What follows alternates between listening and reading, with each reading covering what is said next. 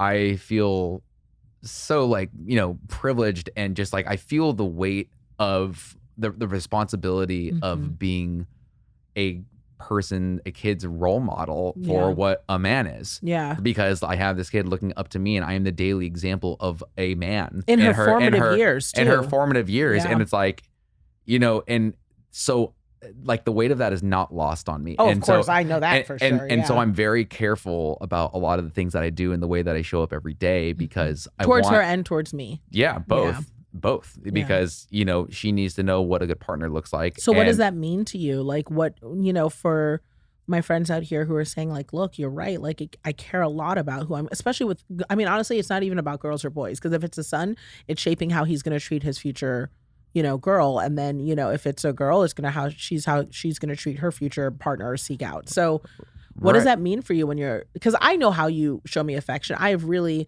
in my years of experience, I have, and I talk about it in the book, my different romantic partnerships as well as parental relationships have really formed what I thought men were, and being with you, that was, and we're about to get real. I'm gonna say something that I typically don't say, but that is an element of my partnership, terminating before, was because it was really important to me that my girls saw a relationship that was filled with love.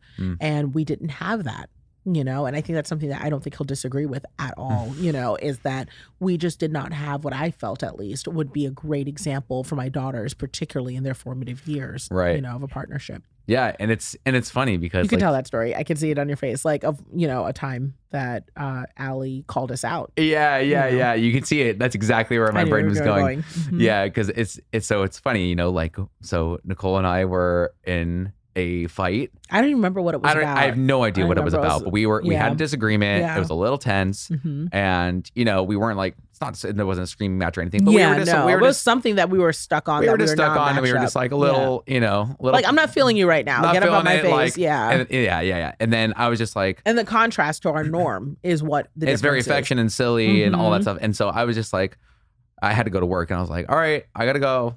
I was like, bye, see you later. And then, normally when we kiss, normally when you leave, it's an event. It's like 15 kisses before the door. I can't believe you're leaving. But yeah, so first of all, when we normally kiss, Allie's just like, ew, like, guys, can you stop? Like, cut it out. Like total like kid like 11-year-old, But it was funny in this instance where she's used to us showing affection and doing this stuff, and I just left without kissing or started to leave. Or I started to leave, and she was just like, what?